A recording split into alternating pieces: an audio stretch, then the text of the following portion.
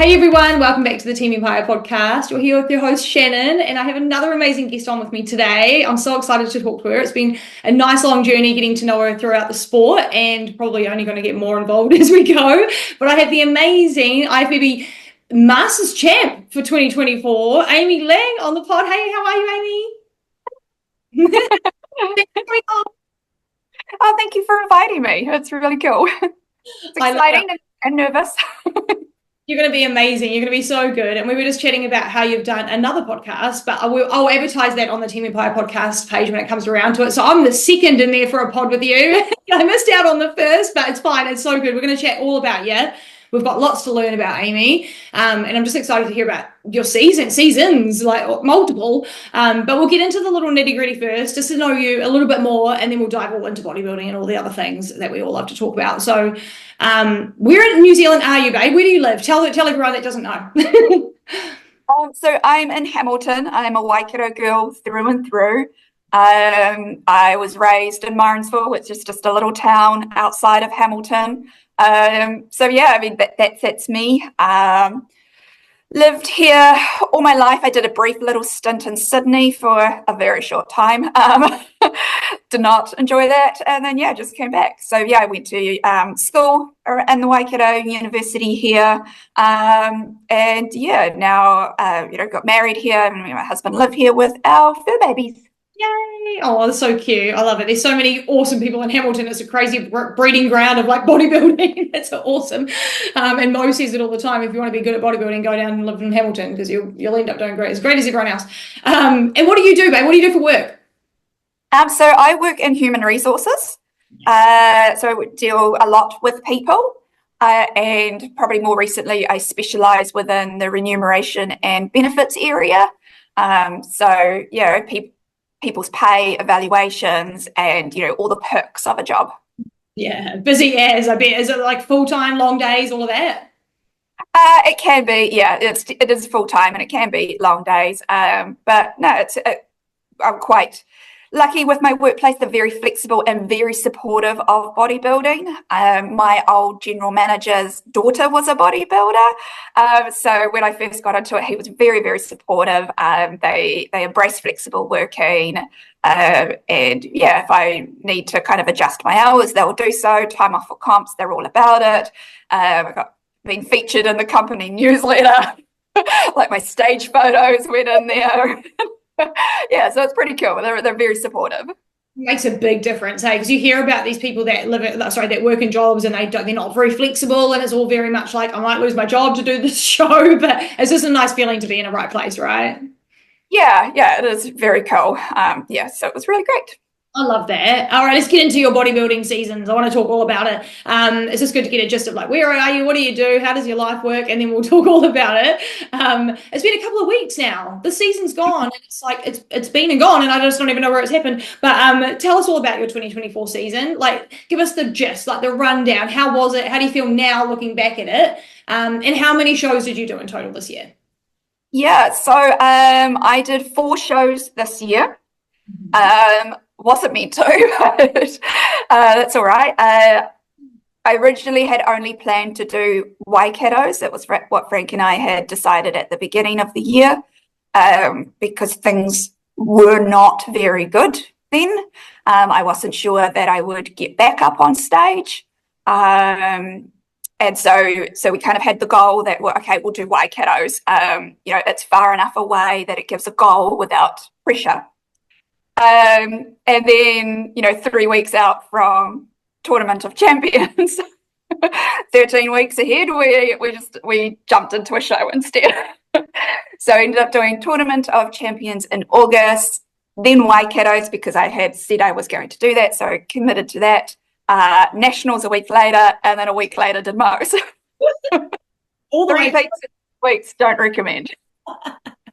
Oh, that's nasty. There's some back-to-back peak weeks in there and stuff like that too, isn't it? But are you happy with the season? Are you happy with that you did all of those shows in the end? Yeah, I am. Looking back on the season, especially considering where I was, I'm very, very proud of what I've achieved. And yeah, I'm just really, really stoked. And just with how different it ended up being to last year. Yeah, very different. Every year is different, and it depends on what's going on in your life and stuff like that. Do you want to elaborate on that? You don't have to, of course, about how you thought you might not compete. Like, is it more of like a mental or physical or something like that? You don't even have to go into it too deep, but what was kind of hindering you from maybe competing again? Because we all want you up there, you know? So I have a history of binge eating. I am I was, I'm not going to say I am, I was a binge eater for many years. And it progressively got worse. At the end, when you do bodybuilding, it's very restrictive. There's not a lot of wriggle room. You know, I was trying to make wriggle room where I could last year. And it, you know, for a while, and then we kind of got into it. And at the end of the season, my binging actually it got out of control. As soon as comp was over, I absolutely lost control. I was eating thousands of calories every day. Couldn't seem to stop. I would basically eat until I was sick and then eat more. It was it got really bad. I packed on the weight about 15 kgs within 10 or 11 weeks. You know, I just kept going, just kept going, no matter how much I hated myself for doing so. It just kept happening. Oh. So that was why I didn't think I would be able to get back up on stage this year, because at the beginning of the year, you know, I wasn't in a very good place physically. I was the heaviest I had ever been in my life. Really bad mental state, just not very good. Yeah. And yeah, so I've been doing a lot of internal work to address all of that. And while it was a horrible time for me, I've come out of the other side, you know, just I'm not the same person that I was then, or that I have been for a long time, you know, and it has forced me to address things on a permanent basis, not just putting a Band-Aid on things and shoving it down and then waiting for it to come back up again, as it always does. You know, I've been able to make permanent, lasting changes without feeling like I forced myself to at all. And yeah, it's been extremely freeing, extremely freeing. And that has then set me up for an incredibly good prep. Yeah, that's so good, Aimee. And is this something you've always dealt with, or did like bodybuilding trigger this? Like, has this been a long-term thing? It's been a long-term thing. So yeah, like I remember eating and hating food even back as a kid, you know, and definitely in high school, probably before then. It just got worse as time has progressed. And yeah, and because, you know, going on stage is so restrictive, yeah, afterwards it did just kind of really come all out. Yeah, a lot in the sport, eh? It definitely can bring it out of people sometimes, but I'm the same as you. It's been in my life a lot for pretty much ever. But what made you like come out and talk about it? Because it's very like embarrassing, or like not embarrassing, but it's something that you feel a bit of guilt and shame. It is embarrassing. Yeah. It is. It's like, I can't stop, you know, and I should be able to stop. But what made you want to just like tell someone, you know, and come out of it? Because it's something that people do really keep to themselves, right? Yeah, so it was going through all of that process, getting the therapy, and I had kept it probably quite hidden from people. There were some close people who knew. Frank knew all about it. You know, he was there waiting for me the whole time, because, you know, I also had this fear that he was going to drop me as a client, because, you know, what am I doing? I'm not sticking to plan any day. It's not even 80-20. That's 80 off. But he was really supportive in that, you know, as long as you're taking steps to address it and you're taking responsibility, I'm here. And when you're ready, we're ready. Yeah, so I'd done therapy prior, just with general therapists, and I found that they just weren't very good with this. They kind of blamed bodybuilding, and their solution was stop building bodybuilding. And I was like, well, this problem occurred before bodybuilding. And with binging, it's the all or nothing mindset, right? It's all binging or none. And if you take away bodybuilding, well, now I've got none, right? So why wouldn't I just binge again? And so I was listening to a podcast, Bikini in the Brain, and they had a bodybuilder on there, an American bodybuilder who is also a therapist dealing with specifically bodybuilding eating issues. And her name was Celeste Rains-Turk. And what she was saying just made a lot of sense. So I listened to that. I then searched for more podcasts that she had been on and done, listened a bit more, and I was like, okay, I think this would be a match for me. That sounds really good. And I reached out and did her therapy course. Yeah. Which was a game changer for me. It totally reset my relationship with food. And it wasn't that big, deep, meaningful, like, why do you turn to food or anything like that? It was just like, what does food do for you? What do you think about food? What happens when you eat it? What happens when you think about it? It was probably a lot of work for her. And then, so that got better. It wasn't an overnight thing. It was a very gradual process, to the point where I'm like, oh, I haven't binged in a while, and I don't want to either. And then we decided to do the show. And Frank and I had been talking about it, and he's like, you've got a powerful message to tell people.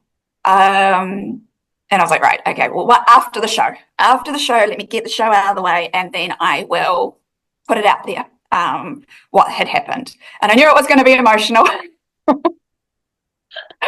And I did. And it was very emotional because, I still look at those pictures with shame. It is something that, with your history, you'll know as well, like, how can you call yourself a bodybuilder when you look like that, when you do that? Like, it is a lot of embarrassment, feeling like a failure, that, everyone else can do it. Why can't you just get it together? So, so I really wanted to put that out there to kind of address that, to show people that it does happen. It probably happens more than we think it does, and you can overcome it, and not just, and you can get back up on stage. That is not bodybuilding that causes the problem. Bodybuilding can be the solution.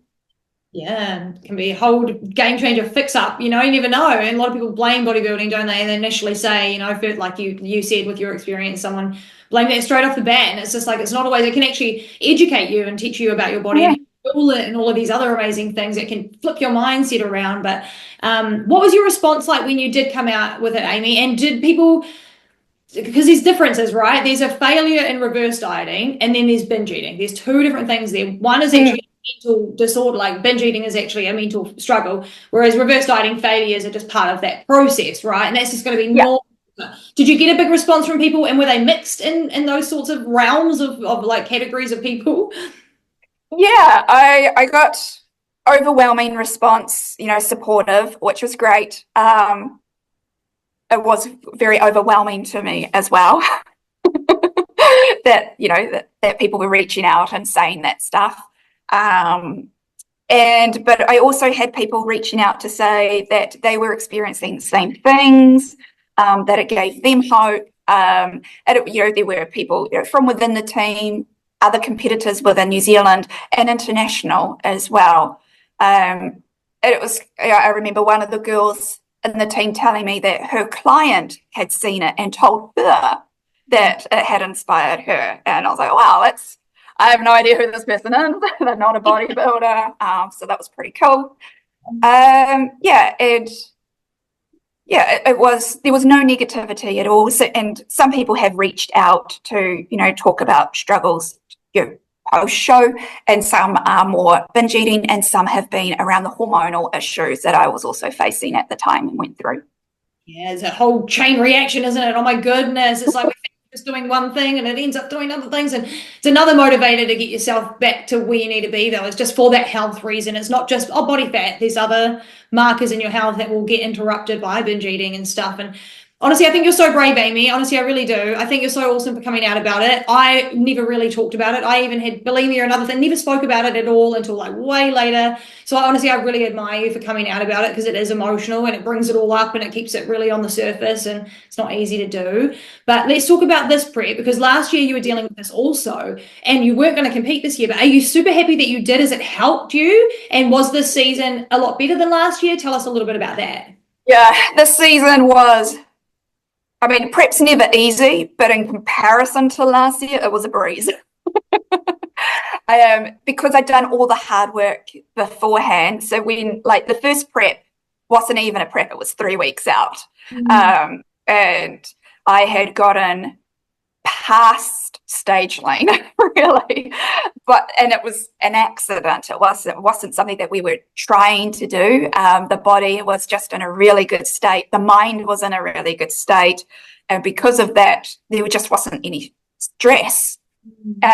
So when Shane announced that he was doing tiaras for Tournament of Champions, I was like, I want to go.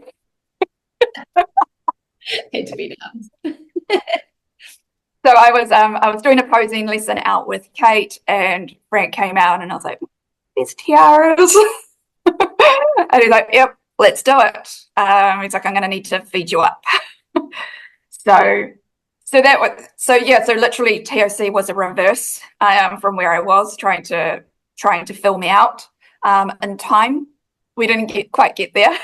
My feedback straight away was, you need to be a lot fuller, but that was good. I really enjoyed that. That was,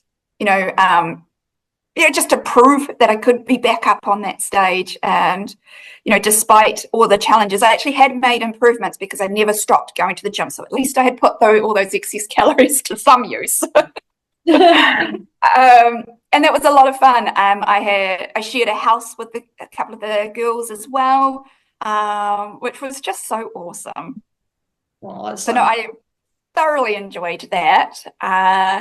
And then, same again for Waikato's and Nationals. We shared a house as well with a bunch of team, with girls, and it's just such a great environment. It's different from being with your family or your partner. Like, the girls get it. Yeah, we know what we're doing, don't we? Yeah. Like you talk about your morning rituals and whether or not you're going to be able to poo before the show. Your wives around, share a shiwi, or not share a shiwi, but like you just understand, don't you? Like you know what's going on. Anybody else would be like, am I? And the girls are just like, yeah. It's normal for us. We got to talk about it. We've got to deal with it, don't we? Is TOC your favorite show this year? Then probably. Actually, Nationals was not. And I'm not thinking of it from the point of view of the actual show. I'm thinking about the entire experience, and that when there was a group of 4 of us in the house, and we'd gone up on the Thursday night, and it was just such a cool time. It was really chill. We just talked a whole heap. Casey was over from Australia. I had spent the weekend with her before at Waikato's as well, but it was Casey and Shimmy and Dom, and we were just all together just yarning. And I loved that. It was so relaxing. Really, really enjoyed it. So for me, the whole experience, Nationals was top for me. Yeah, nice. I love that. And it's a big show, right? It's a big day. Everyone's there from all around the country and you get to meet up with everyone once you get there and stuff. I love that part. Do you recommend doing that with the girls? Like if you do have people on your team and from other teams and whatever, but probably saves a bit of money and stuff too? Like is it good? Is it a good idea? I thought it was a great idea. Plus you get a house. And so, for show, it's so much easier when you've got full cooking facilities and you can just chill. If there's a garage, you can do some posing practice. You're guaranteed that if you've forgotten something or something breaks, one of the other girls has it. And it was a very, very relaxing way to go into show. So I would thoroughly recommend it. Nice. There you go, ladies. If you need some help with the cost, we all know how expensive it is, especially if you're doing location competitions and they might not be in your local area. It's a good idea. And just be around the peeps, really around the people that are all about it. It's always good, eh? Yeah. How many shows have you done now? I mean, because how many seasons have you done? Is it the 2 or is there more? Do I not know about some? Like, tell me about it. Yeah, so actual competing, it's just been last year and this year. And I did 4 shows this year and 3 last year, so 7 in total. And yeah, I had been prepping the year before under a different coach, but didn't make it to show. I pulled out and, pulled out, I think it was September. I pulled out and then had a bit of a break and then signed up with Frank. I was already seeing Kate Kate was always my posing coach. And then, switched to Frank in the end of October of 22. And then we did our first show together in June 23. Nice. There you go. Straight in. And what was that like? Because that's one of my next questions here for you, is talking about your journey with Frank and Kate. Obviously, you were Kate first, so that's I love that little tidbit. But how has your journey been with them? And obviously, you had another coach first, and not to compare the two, but like, is this been a really great journey? Are you in the right place? So all of these things, tell us about Frank. Yeah. No, I love it.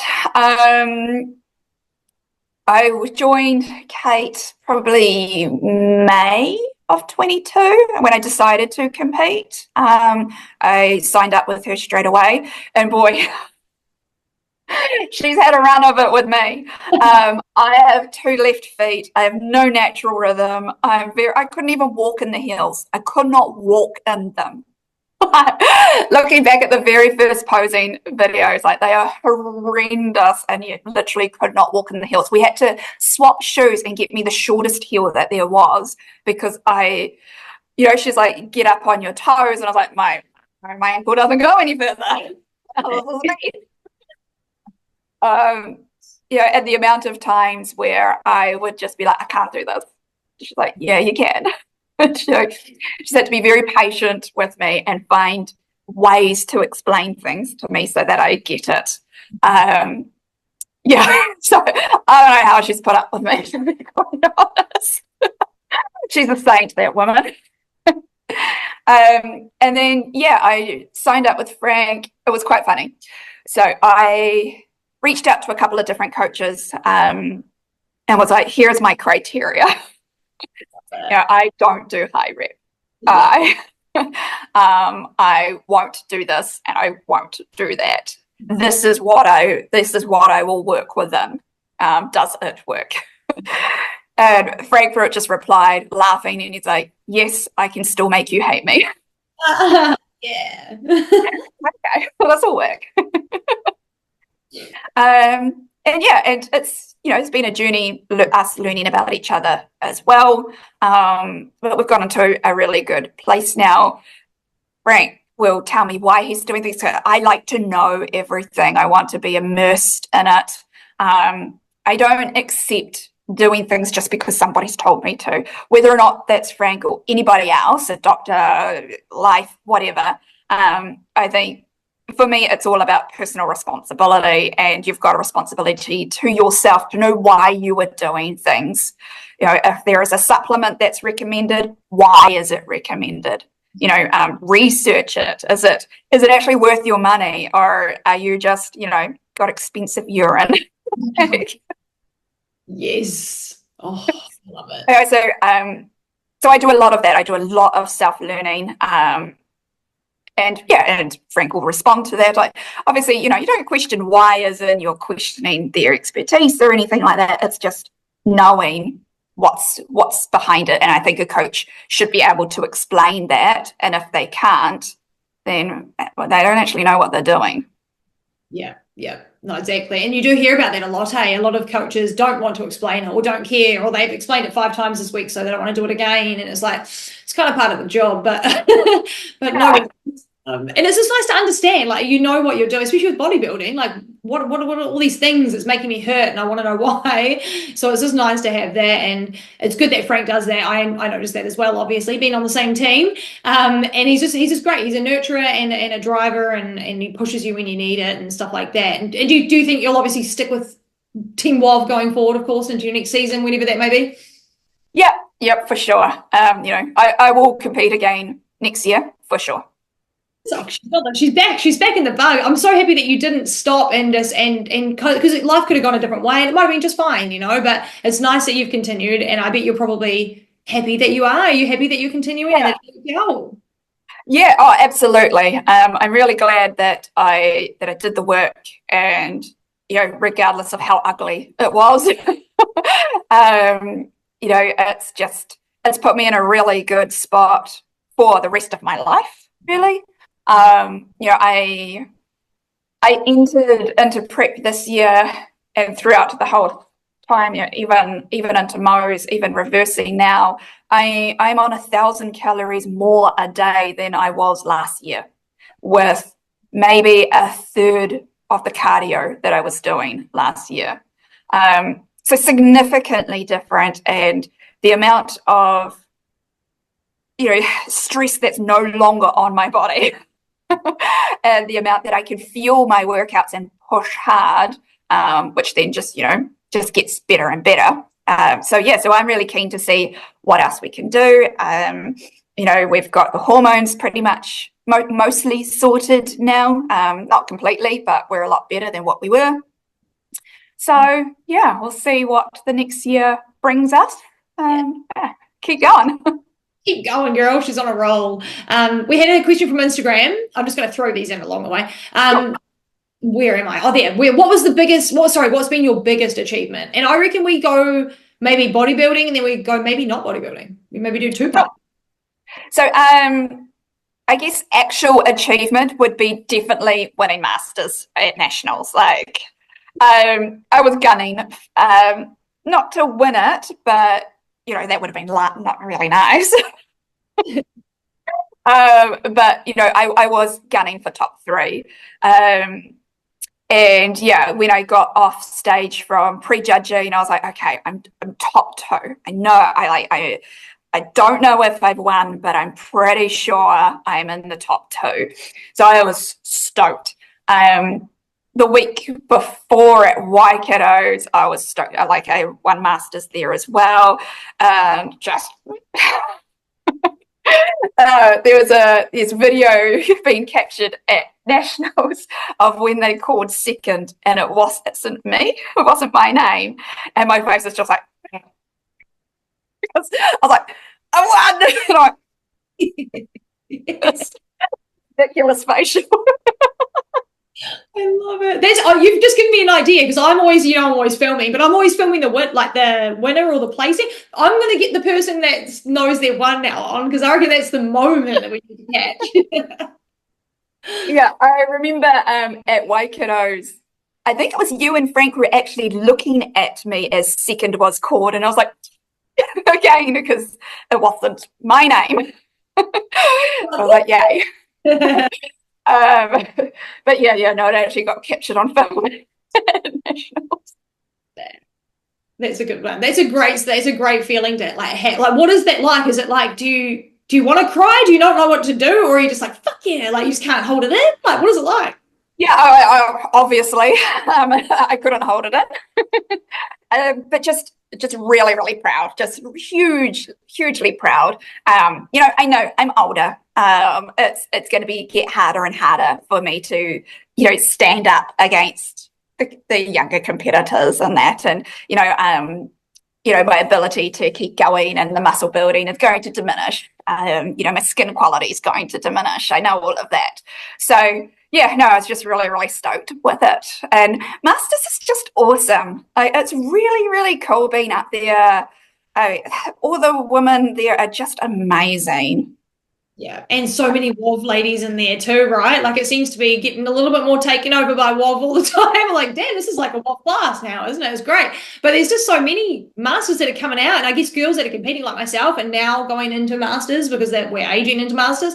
What are the girls like? Do you guys talk backstage, or are you pretty much just like driven in your own zone? Or like are the great girls like lovely backstage and stuff and before you get up? Yeah, no, it's huge camaraderie. It's really, really awesome. We're all there to support each other and help each other out. And actually, that's probably one of the things I enjoy the most. and I kind of took over at Mo's backstage. You know, when we were waiting to go on, there were quite a few newbies who didn't know what to do, and I was kind of like, and I really enjoyed that.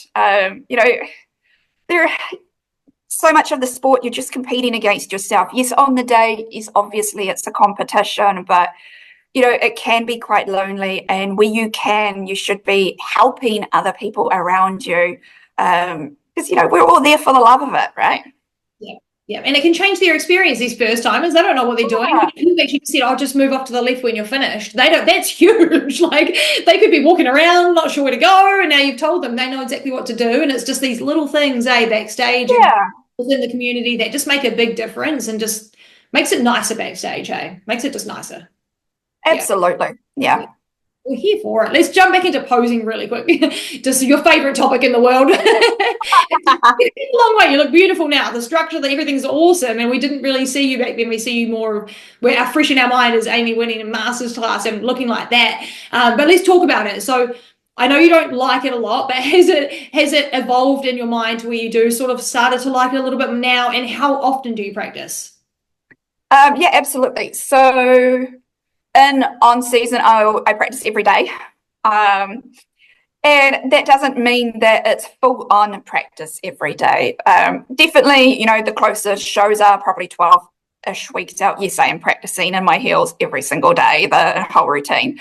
But it's all the little micro moments, like it's right before you go to bed kind of thing, and you're like in the mirror and you do the little transitions. It's getting out of the shower and doing it. It's getting changed, and it's like doing it a couple of times and going into back pose. So I do kind of like all those little micro stuff as much as I can. Yeah, a little bit. Yeah, and in off season, admittedly, I have only practiced posing twice since Mo's, and I'm about to book another session with Kate. Nice. That's great, because a lot of people do this. They stop, right? And they just don't start again until prep. And then it's like, oh no, now I've got a different. I can't afford to do that with how bad I am. We need that year-round practice here, guys. Come on. If we stop. Yeah, no, I definitely can't. I am still very unsteady and unbalanced, you know, like trying to do the hair flick. I just fall over. It's just so bad. Keep it simple. Keep it simple and on the floor. Keep yourself locked onto the floor. I love that. And your physique changes a lot over the year, doesn't it? So you want to be seeing how it looks when you're hitting that front pose, and it'll change a lot. So on that note, how much do you feel like you did change from year to year, both posing wise and physique wise? Because I know I watched you clear front and center. I know all the amazing differences you have, but how do you feel you've evolved as a full athlete, posing, physique, everything over the year? Yeah, posing's definitely gotten a lot better. There's still a long way to go, but that's okay. I'm never going to be the best poser. That's fine. You know, as long as I can hit the basics and hit the mandatories and the walk, you know, then that's fine. Yeah, so I think definitely I've progressed quite a bit in posing. Looking back at those old videos, whoosh. Physique, yeah, we've definitely made a lot of improvement in the lower area, so the butt. Still got a long way to go. But that's, so, you know, that is what it is. And definitely, you know, conditioning has gotten better too. I have been training for a very long time, so I've already got a lot of muscle density, particularly in the upper body. You know, it's aged muscle. But yeah, definitely that glute area needs to keep going. They call it muscle maturity, babe, and it's positive. It's a positive in the sport because you can tell, you can see it on everyone. Like, you can see density where it's been, you've had that there a while, and it looks good, you know, and it's not going to go anywhere. It's stubborn muscle. But maybe can we just talk about that really quick before we jump into your current training?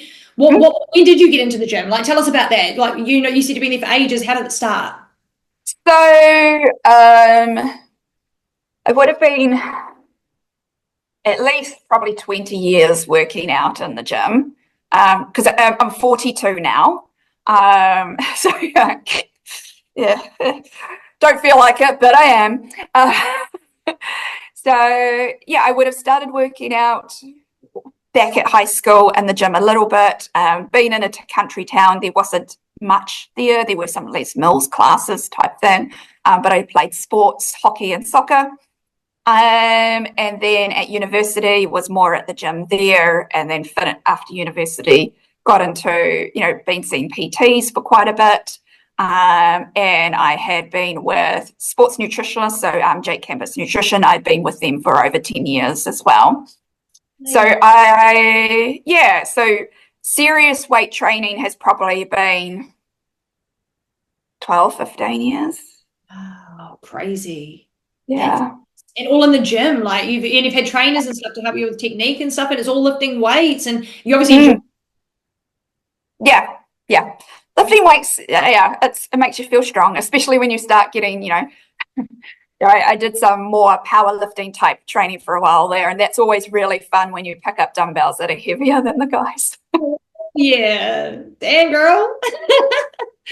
And one of my special memories in the gym is asking my husband to spot me on the leg press, and he just looks at me and he's like, "What are you expecting me to be able to do? I can't lift this." Go away then. You're no help. Go get one of the bodybuilders out the back and we'll see what they can do. Oh man, I love that. You just feel strong, especially as a woman. Like, if you can lift and you can look at that weight and you're like, I just lifted that shit. Like, it's just another level way. I think it's all women should lift, even if it's not bodybuilding. It should just be done on a general daily basis, just to keep us strong. And what about your training now? Like, what has Frank got you doing? Obviously not high volume, but what has he got you doing? No, but he's sneaking it in there. Oh, he loves it. How are you feeling? How are you? I think we'll just bump it up a little bit. So I mean, he does have a couple of sets in there that get to 15, and I'm like, too many. Cardio, Frank. So I do weights 5 times a week. We're on 3 lowers and 2 uppers. We've just changed a couple of weeks ago. So after Mo's changed, and I get this a little bit of variety in there. I have calves in there. I haven't trained calves in over 2 years because my calf muscles just go boom. I was like, what? Yes. All right. So it's fun. I like being in the gym, and then we just do a little bit of cardio if I want to. If you want to, that's nice. That's nice. I do it. But it was there if I wanted to do it, or I could just have a walk with the dogs. Nice. Yeah, I do both. That's good. I love that. And then with nutrition now, obviously we're a couple of weeks post show. How are you doing? Are you okay? And are you increasing that food? Okay, you're not freaking out about it. It's actually working as a nice. So definitely quite different to last year. And there has been some freakouts about it. I've definitely got a bit of trauma from what happened, what I did last year, and a fear, kind of an irrational fear of that coming back a little bit, or a bit of body dysmorphia, really. So I don't want to be it anymore.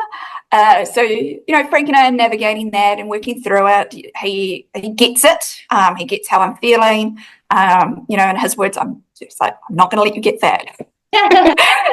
And so we are just trying to introduce foods that feel a bit safer. LCM bars that are really light, easy to eat, and just get the calories up a little bit more. Just to keep going and keep fueling. And I'm like, don't give me too much, but just give me some. Yeah.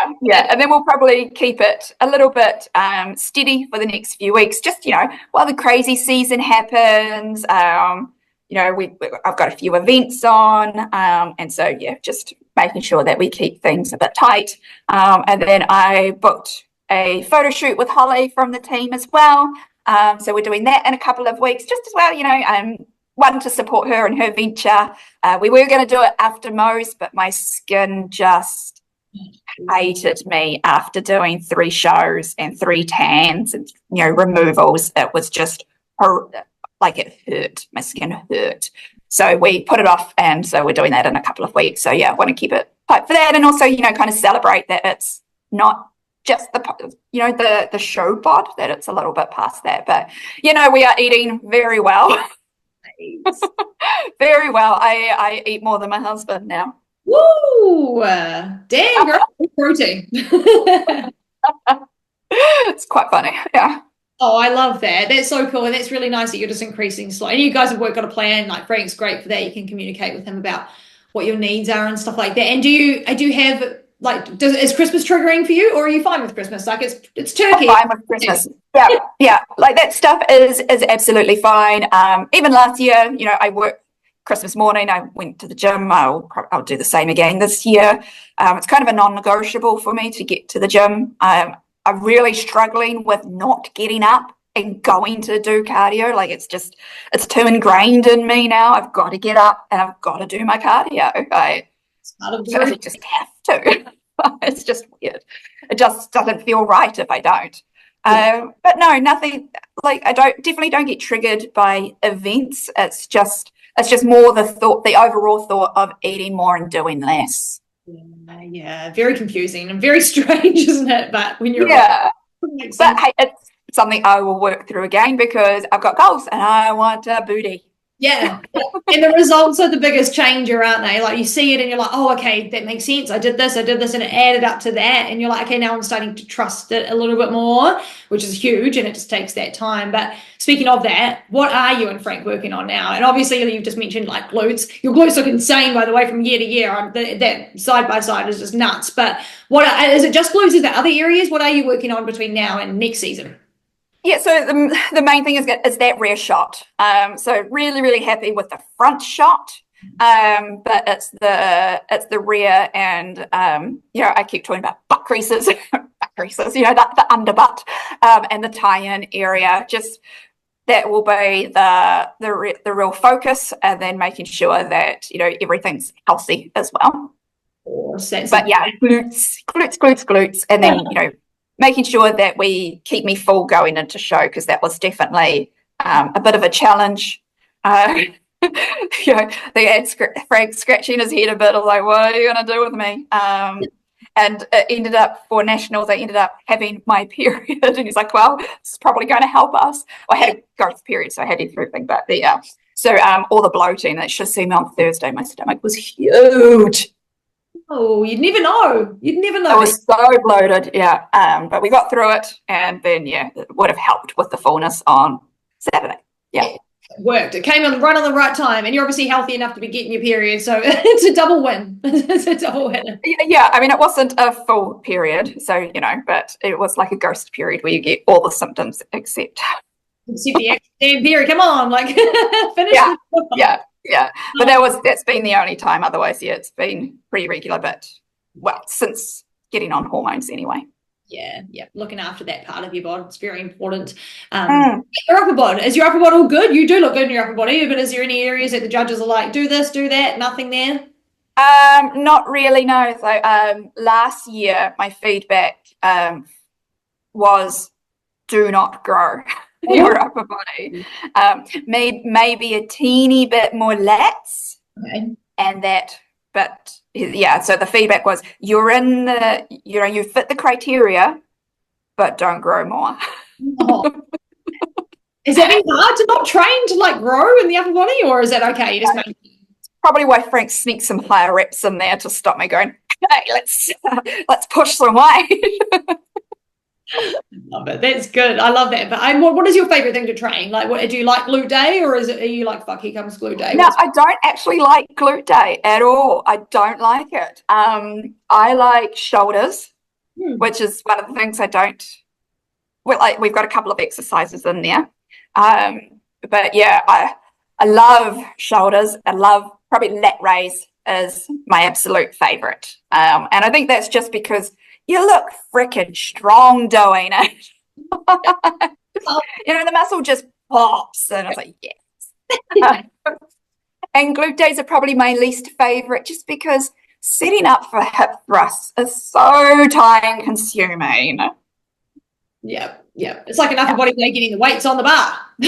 Yeah, at least soon we're going to have one of those angled hip thrust benches at my gym, so that's going to be that's going to make life easier.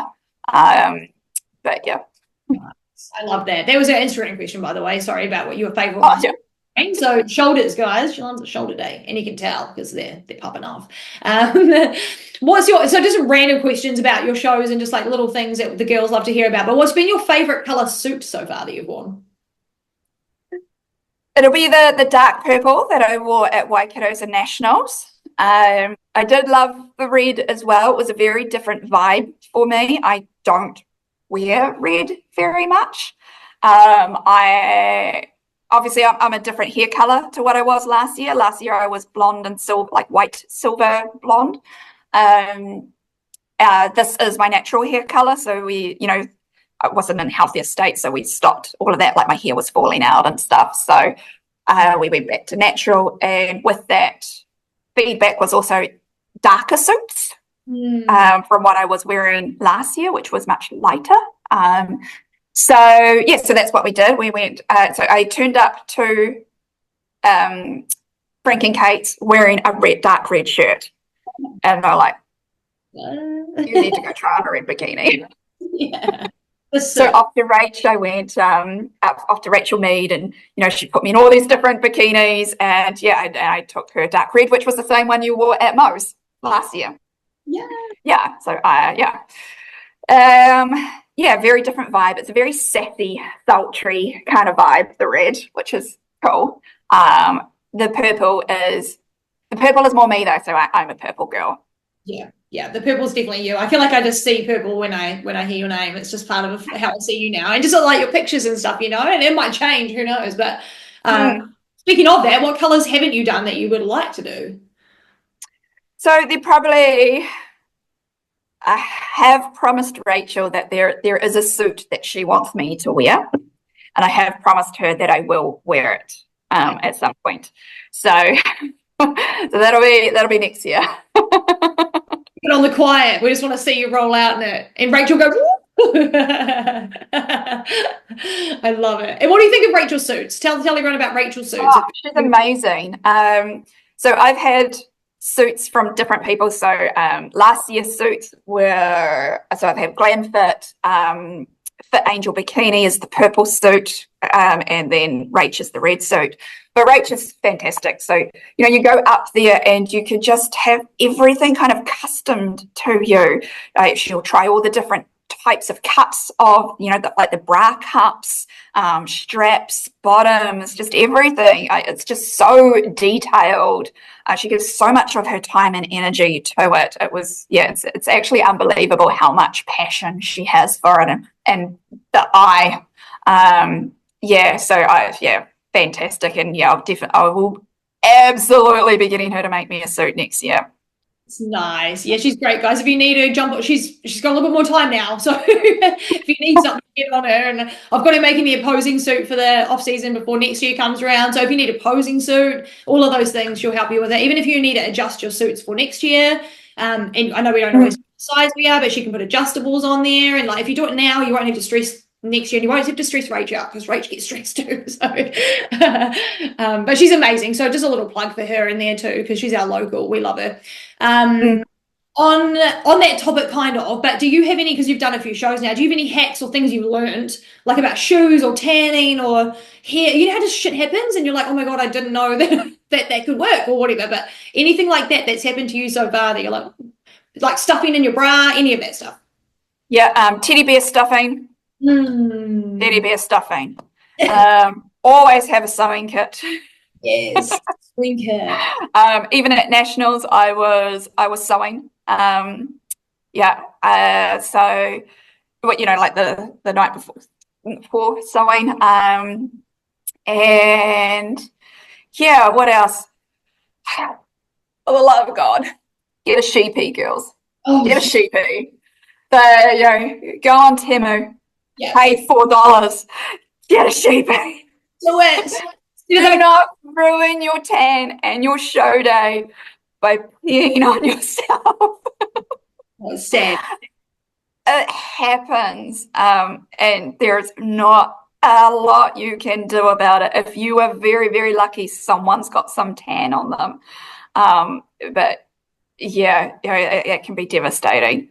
And then there's lots of little hacks. I know from the wrap up you and Frank did that Frank calls me the 1%ers. Yeah. So there are lots of little 1%ers that I do. So the night before or a couple of nights before, when you are putting your duvet in your and tucking it in, I always tuck it in underneath the bottom at the end of the bed. Slightly elevate your legs so that the fluid is coming out of your legs and you're peeing it out. And yes, you might have to get up and go to the bathroom a little bit more, but get that fluid out of your legs. Give away all my secrets. No, they're not secrets. What else? Get a Thursday tan if you can. Getting a tan on a Thursday. You get to shower. Being able to shower. Not only that, but showering on the Friday, you get off all the little uneven bits of the tan. Yeah. And then when you get your top coat, it goes on so beautiful. And it stays. It just dries better. It feels better. You feel better because you've managed to have a shower. If you can, get a Thursday tan. Yeah, I agree. And do you do an extra tan as well? Or have you ever done an extra tan? Or have you? I've done extra tans. So for TOC, I did 3 layers of tan, and Nationals, I had 3 layers of tan because I actually had a Wednesday tan. So I had Wednesday, Friday, Saturday. Nice. Yeah. And did you like that? Did it present better than in your opinion of what you saw? Yeah, it does. Particularly the Nationals tan, because I'd had the tan for the week before for Waikatos and trying to get that off. So it just evens everything back out again. You just look really, really solid.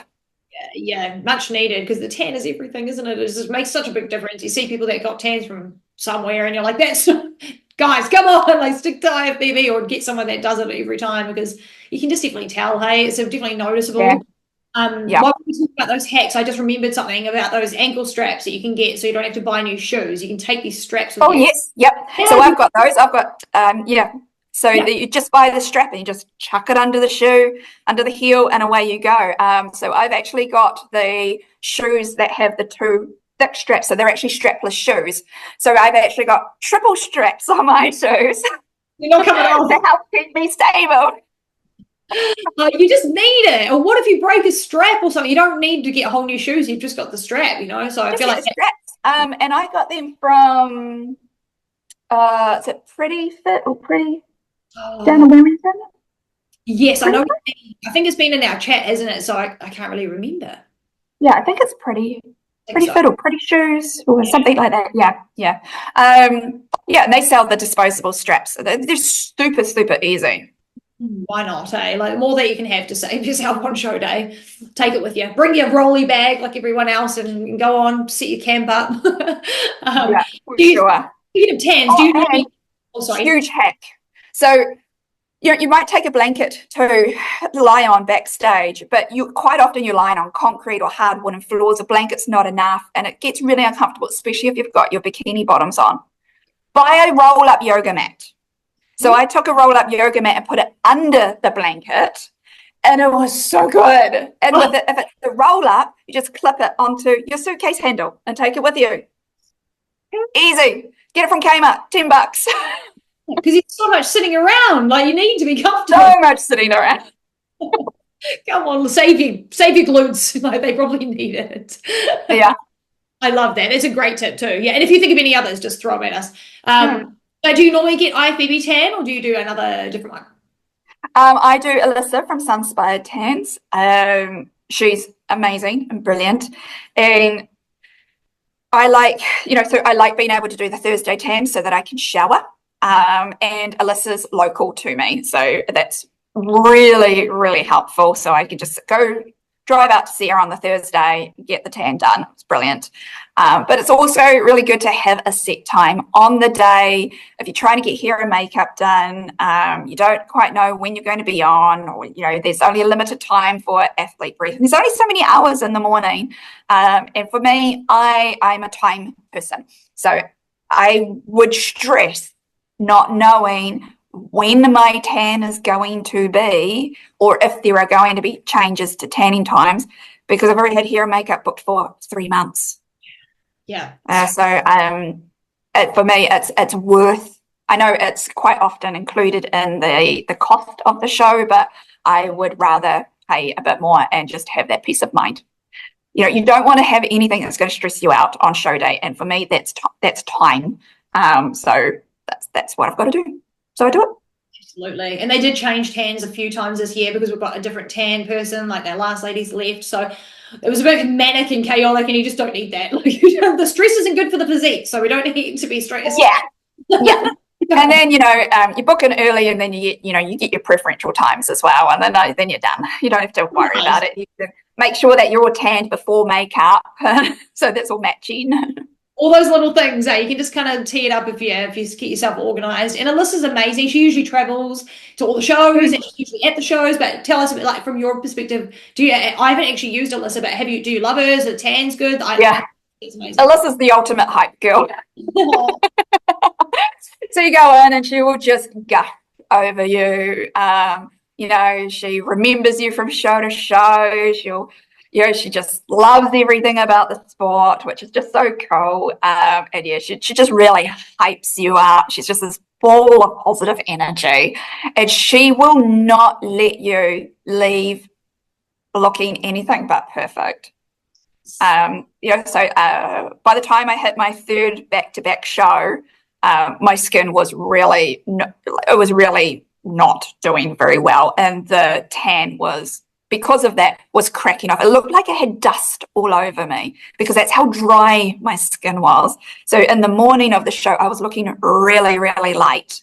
And she was just like, right, well, we're just going to do an extra dark coat, and then we'll do an extra top coat kind of thing. So she knew exactly what to do to fix it. And it looked great. We couldn't tell. No idea. She's amazing, and she's so good. She's from Sunspide, if anyone wants to book her in for the next season, whenever the calendar comes out, whatever. But highly recommend. She's always amazing. Mo's never complained about her tans at all, so it's obviously a judge's favourite as well. So make sure you book in and get one. If you can chuck it on the top of your cost, do it now. Put it in the budget now. Yeah, I mean, it is an extra cost, so you've got to weigh that up, and it just depends, on how you are. If you're a time management freak like I am, then go and book it. Stop with stress. Just go and do it now. Get in there. On another little different kind of a topic, what do you do in terms of recovery and body work and, like, I don't know, keep it nice and healthy? So I get regular osteo. So I have a dodgy knee. I've had dodgy knees for a long time. They got hurt quite a lot when I was playing hockey, hockey sticks and hockey balls into the kneecaps, all of that good stuff. So they will go on me. They'll be fine. And then I'm doing a lunge or a squat or something, and it's just gone. So I get regular, very, very regular work done. It was once a week. During the competition season, I've seen the osteo, and then also getting massages as well, but probably not as often, just not as often. Yeah, love that. And what about, like, your warm-ups and stuff? Are you a warm-up girl? Are you a foam roller girl? Do you get the massage gun? Any of that stuff? No. No, I really should do more of that. I did get quite into mobility stretching, so I would do my cardio in the morning and then do mobility stretches. And then before leg day, I do about 5 minutes on the bike, and that's, very slow, just warming knees up, and then I'm straight into it. For me, lifting, the first set's the warm up. Yeah. Progressive overload's the warm up. You hear it a lot with the bodybuilders. So it's part of it. I'm a warm-up freak. I spend 10 to 15 minutes warming up every session, and I don't look like I'm jacked because like you'd expect a jacked person to do that, but hopefully one day I will be and I'll be able to marry that in. But it's funny how many bodybuilders don't do much recovery, and actually none. Like all of our pros do zero. No massages, no warm-ups. And I'm like, how are you surviving? Maybe we should start before you're 50 and just make sure we're all good. But what you're doing is enough, it's great, it's fine. And Frank obviously looks after you and doesn't tell you that you need to do more. So you're good, you're cruising on. And what do you listen to at the gym? What's on your playlist? A lot of heavy metal. I had a feeling. I am a bogan through and through. Scream at me. Yeah. So so there's a lot of rock and a lot of metal. Nice. Who's your favorite artist? If like you're like, I'm going for a PB, we're doing it. A PB. So there are a couple of songs that I would listen to. So there's one that's not heavy metal whatsoever, and so that is the techno mix of Mortal Kombat. That's one that I will do PBs to. And then there are 2 Metallica songs that I will do 2 PBs to. Pretty much the one I'll go to is So What, though, and if you listen to that, it's a different song for sure. Certainly not one to play around old folks. Yeah, well, they might think it's a bit wild, but it gets you going in the gym, so that's all that matters. Yes. Yeah, go look it up on Spotify. Have a listen. Have a listen. Go chuck it in your playlist for this afternoon, guys. Friday session with a bit of Aimee inspiration. Everyone might get PBs after that. You know, we don't know. That, or they'll be like, who the hell is this woman that's listening to this song? Hey, we all have our things, don't we? Some people listen to R&B in the gym, and I'm like, how do you get yourself going? But I don't know. Everyone's got something. Yeah, no, that's not me. Yeah. Yeah, whatever suits you. I want to ask about, did you watch the Olympia? Of course, Kate was there, little sweet Kate, and obviously, of course, Jasmine. But what were your thoughts on it? What were your thoughts on Laura Lee winning? Is she your fave? Who's your favorite Olympian? So my favorite Olympian is actually Aimee. Oh. Well, sorry, excluding Kate, of course. Yeah.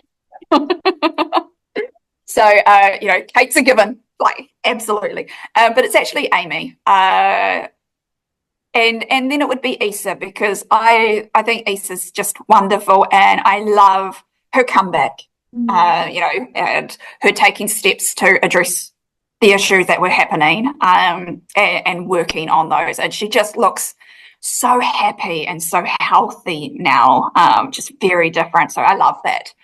But yeah, I really like Aimee's backstory. I like how she's come from a family where, fitness, nutrition, health was not part of the lifestyle at all. It was, a lot of addictions in her family. And she's broken out of all of that and is now, an example to them. I like that she embraces her Native American heritage and, talks about that. It's really cool. I don't follow many pros and Olympians. I did watch Olympia, of course, Kate, and I was like, but yeah, I actually much prefer to follow more coaches and more educators in this space rather than the actual pros. I feel far more inspiration from those sharing knowledge. Yeah. And you can take a bit more out of it, can't you? Like, it's nice to be inspired by physiques, but it's also nice just to absorb some of the knowledge and just what people are sharing and putting out there in their content. There's some good stuff out there, and there's some great stuff. Yeah. Absolutely. And like you were talking about Aimee, I love Aimee Delgado, same reasons as you. Didn't know any of that about her, didn't know anything. I thought she said she hasn't trained long and she's just looking like this. And I was like, who is this chick? Let's learn about her. And if no one's ever listened to any of her podcasts, I think she did one with, might have been Jay Cutler or something like that. Yeah. And she really opened up all about she just didn't even bat an eyelash. She just told everyone flat out. And she also did one with Olympia TV. If you guys want to go watch, it's actually really inspiring to know where she's come from and what she's faced. So she's amazing. And she's got a cool name. Yeah, she does. Yeah. I mean, it attracted me to her because, we spell our name the same way too. And I was like, there's a pro good. So I've started following her before she became an Olympian. I think when she maybe first signed up to Jamie or just before. She's amazing. And it's a good little duo. Jamie Bernard's amazing too. So it's been really fun to watch that. What are your goals? What are your goals with competing? Now that you're like, okay, I'm doing this. We're doing it for, we're going to do another season. You're in it. Do you want to be a pro? Do you want to go further than pro? Do you want to be on Olympia stage with Kate? Is it Masters Olympia? What do you want to do long term? Have you thought about that? Yeah. I have thought about it. Look, I am very realistic with, I'm 42, that I don't have a lot of longevity left in the sport. And, especially, to get up further. And, and that's absolutely fine. It is what it is. I'm not 22. So look, it would be awesome to get to pro level. Whether or not it happens, we'll see. It does get harder and harder. The amount of talent that's out there is just mind-blowing. And of course, in New Zealand, there's only one pro card available per year. And, that's only for those that actually win the whole nationals. So realistically, it's probably not going to happen in New Zealand. If I was looking at that, I'd probably need to look at going to a pro qualifier. So the likes of, the likes of Japan have been on my radar. They did a Masters Pro qualifier this year, the week before the Tokyo Pro, which was really cool. So it was only Masters competitors. It was brilliant. So that's, that is on my radar, and we will see though, because it is expensive. So we'll see what happens. Yeah, we'll watch this space. We'll be watching. We will just keep our eyes on whenever it gets announced. Like, there's no pressure with the sport. It's never like, oh, tell us now. It's like anything could happen. Life could happen. Who knows? So we just the punches. But like you said, there's like a lot of Masters shows, like Fiona Crawford from Team Bold. She just competed in Europe at a Masters show there, and there's multiple pro cards that go out at these shows. So that's really exciting, And then you can always do Masters Olympia if you wanted to go down the Masters route. There's also the natural route. There's all these little avenues. No, I can't do natural because I'm on hormone therapy. I do natural. She's on hormone therapy. At least she's honest. Yeah. So, it's one of the first ones. Any kind of HRT, which is what I'm on for my perimenopause. That's instant no for naturals, which is fine. That was something that had to look at before we went down this path, and I would rather be healthy and not have my hormones in the absolute ground. Then it is what it is. Absolutely, but have you noticed anything with HRT with like with gains, essentially, like with your muscle mass? Has it changed anything? Not with so much directly with muscle gains, because it's estrogen and progesterone. So it's not so much that. But and things that are related, so definitely my mindset is better, because if you don't have your estrogen, you don't have a healthy brain, you don't have a healthy gut. So estrogen is incredibly important for your gut and your metabolism, your microbiome, and it can't be healthy if you don't have enough estrogen. So they are really heavily interlinked. So that will be, that's definitely probably part of why, my body's in the state that it is now, with a much higher metabolism than it was previously, because it's getting just that hormone that it needs to survive. And my brain is better because of it. We've still got areas, testosterone still just barely even registers as being existing in my body. That's something it's like 0.0. Hopefully that'll be the next part of the HRT journey. I knew eventually, that happens, so that's fine. But I think definitely a healthier mind and a healthier gut. If you don't have the right amount of estrogen and progesterone, you get very irrational. You get very emotive. Think about before you have your period. Before that, and how hard things are. Well, I feel like have that 24/7. That's pretty much So that being able to sleep again. Not waking up just covered in sweat, not going to work and rolling my pants up and just going, oh, get me out of here. Did you hear about these things, like these side effects and these other things that might be that affect you, and then you do HRT and it kind of fixes a whole bunch of these other things that you're like, I know my health is the problem, but it's these other little side effects that it helps so much more, hey, and it just gives you more quality. Oh, absolutely. You know, like, yes, you age, and you know, things decline as you age, but that doesn't mean that you've got to put up with feeling like shit. You shouldn't survive aging. You should thrive. So do what you need to do. You do, yeah. You know, look after yourself, get the right supplements in. If you need hormone therapy, get on hormone therapy, you know, take charge of your health. Yeah, absolutely. And do it, ladies. Like, it's one of those things, hey, especially if you've had a strange relationship with food, we'll just put it that way, and that can really affect your hormones a bunch. So it's just worth checking out. Get your markers, just check, get a couple of tests done, and you'll see where things are, and then hopefully you can get some help from there. Just something to think about. The sport's all about hormones, way more than we talk about. Yeah. And, you know, I really credit bodybuilding with expanding my knowledge in that area. You know, normally when you've had hormone panels done at the doctors, it's just FSH and TSH. Never before this would I have had estrogen, progesterone, and testosterone DHEAs actually tested. You know, and, you know, the FSH, it's only an indicator of your ovarian health. It doesn't actually tell you how much hormones you've got in your body.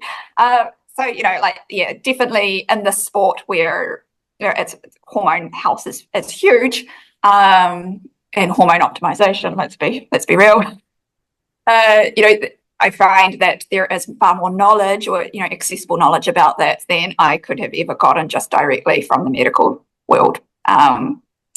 So, yeah, you got to utilize it, and it's great to have had access to that knowledge and know what that actually means for my body. Yeah, and working it out for you, because everyone's so different, aren't they, and very specific. Yeah. So it's a good journey to go down. I encourage any of you ladies listening, and males, everyone, like all of you guys. Yeah. I mean, hormones are just as important for men as well, and they get brushed off just as much as we do. I mean, the doctor first suggested antidepressants for my hormone problems. First scenario they all jump to, let's try this. You wanted to prescribe me antidepressants and lube for a hormonal problem that you could fix by giving me hormones. Yeah. No, they don't want to fix it though. Sometimes they want your money to get prescriptions. Yeah. And then, I'm just glad I was armed with the knowledge, and I was like, absolutely not. No. So did you just go to someone that you trusted, or how did you find the right person to go to that took you seriously, you know? Yeah, so like the kind of the first doctor GPs I went to was, you know, kind of that experience, and that this is a woman problem. That's actually what he said. Oh, it's a woman problem. And I was like, go into your waiting room. What's the gender ratio in your waiting room? And you're calling this a woman problem. Most of your customers are women. Anyway, so I got in touch with Jordan, the bodybuilding doctor, and I was like, okay. And I talked to him. I was like, I'm not recovering from prep. This is what's happening to me. And he was just like, oh, like, and he was like, do you have this? I was like, yes, and this and this and this. And I was like, yeah. He's like, oh, look, you've got no estrogen. So straight away, like everything you're saying, yeah. So that's how it started. So he told me, you know, he kind of gave me a bit of a debrief of what I need to do, and I talked that over with Frank because of what that would mean. And you know, I knew I would have crap testosterone, because you always talk about, you know, prep ruins that and all this kind of stuff and dieting down. I never once considered that I wouldn't have estrogen. Yeah. So that took a bit of, you know, getting the head around that. And then, you know, I do what I do, and I deep dived. I just scoured the internet for everything about perimenopause. And, you know, I hadn't had a period for 2 years before that. You know, it was on and off. Like, you know, I might have a period for 2 days, and then 3 or 4 months later, I might have another one. You know, and that was way before bodybuilding. Like, and I just didn't, you know, really click that would cause all other problems. So I just made sure that I was really, really well armed, and then, you know, and yeah, then just kind of advocated for myself after that as well. Oh, nice. I love that. I think that's a good lesson as well for everyone, that you don't have to just go to your GP and take the first answer. Please don't do that. Please get opinion if something's wrong. And Jordan from the bodybuilding dog, he's great. Hopefully I'll get him on the pod at some stage soon, because I think he's just got a lot of knowledge that he can share, and just things that is like, oh, maybe this could be a trigger to see someone. This is when you should. Don't be stubborn. We're all very stubborn in the sport. So it's just something that we should really take seriously. And I just love talking to you about it, because first-hand experience, you're coming through it, you're doing it, you're getting it done, and it's just nice to talk about. I think it's good for everyone to know. Yeah, it's something we probably don't talk about enough as well, because I mean, I guess as soon as you kind of talk about hormones and bodybuilding, people think steroids Straight away. And it's not. No. Us. You can learn a lot from those people that have done that, or people who are experienced in that area, but that doesn't mean that you have to go down that route at all. Take the lessons that they have and use it. Use the knowledge wherever it's come from, however it's come from. Use it. If you've got access to it, learn about it. Learn about what your body should be doing. Yeah, absolutely. Do it, guys. Get your health in check now. This is a good time to do it. Do it post-season. Yeah. Well, if you want a good off-season, if you want to utilize the food and make gains, you need your hormones in a good space now, or you won't build the muscle. Exactly. Yeah. And then you'll be in a good place for prep when it comes around next year. You'll be able to burn fat nice and fast, and you won't be stressed and pushing your body to the maximum. So now is the best time to do it. I know it's like Christmas soon and stuff, but it's probably the best time just to get yourself sorted, or just get checked, make sure everything's all good, and then next year. If you have done a show recently, wait about 6 weeks, then go get checked for everything and anything. All of it. And then there's even just peace of mind. Like, you go into your next prep, you're like, I'm good. Like, I've got and it's kind of just a nice thing just to go through. So I think that was good to talk about you, Aimee. I think it was awesome. Big believer in getting bloods done at least a few times a year. Check what your baselines are, and then if things are getting worse as well, and then you can address them. Because doing it I learned not to have energy drinks very much, because I had an energy drink before a test, and my test results came back horrible, like startling, like organ damage, and I was like, oh. And I sent it off to Frank, and he's like, "Did you have an energy drink?" I was like, "Yes." He's like, "Don't have an energy drink before your test." Yeah. They redid the test, and like, I'm fine. Everything's okay. They would have been like, "Gosh, what is this girl on? Crikey!" But no, you're fine. Yeah, so that's a good tip, actually. Limit the caffeine and the training and all of that just before you're. Yeah, and don't do a huge session the day before, because that again will show signs of damage. But it's just that you've worked out. Yeah, it's not actually something to be worried about. But go and get them done. I know it can be a cost, but it's a cost that's worth making now rather than later. And it's just good to do. Get yourself all healthy and ready. Yeah, I'd highly recommend making a list of the tests that you want done, and then going to your GP and telling them, like, Mark, I want everything on this list. Mm-hmm. Yeah. Don't take no for an answer, because it's free. Yes. Yeah. You don't ask them, you tell them. Tell them. Take a bit of that Aimee confidence in there with you, and you put it down and you go, this is what we're doing. Because it's your health. You're paying them. They can help you out, and it's part of the process. So that's all important. Get yourself ready for next season, guys. Speaking of, Aimee's going to be back next season, and I'm going to be with her in Masters, and I can't wait. Just to be so it'll be great. Do you have any ideas on like what shows you want to do? I know that's probably quite soon, and the calendar's not even No, I'm done. I'm pretty much 100% going to be doing Tournament of Champions. So that is on my list to be doing. Absolutely. Oh, I love it. And everyone should put that on their list, I reckon. It's a good show. I think it's a lot of fun. Yeah. Shane up. Shane's so good to organise the show. It's the only one he organises in the country. He judges other shows, but he actually organises this one. There's pump-up gear backstage. It's like, yes. Yes, right? And Shane, please bring back the tiaras. We love tiaras. We want to be like America, in our little amateur shows where the pros get their tiaras, but we get them over here. So I love that. So sword. Oh my God, I want one of those swords. Oh, one of each. Get a little shelf in the back going with all the love it. And then so TOC maybe, and obviously nationals will be in there as well, and then just see what else you do when it comes, right? Is that probably what you're going to do? Yeah. And did you recommend doing Mo's show? Because obviously that was the end of the season. Not many people can hang out for another week and pay the money, all of that. It's a lot. But did you recommend doing that, or did you enjoy doing that, and would you recommend doing that? It was probably the show I enjoyed the least, just because it was the third back-to-back show. So and I probably didn't realize just quite how hard that last show was going to be, just more mentally. Just my skin would hurt. Like I couldn't even sleep with a sheet on me. I had to sleep with a fluffy blanket. Just it's all those little things.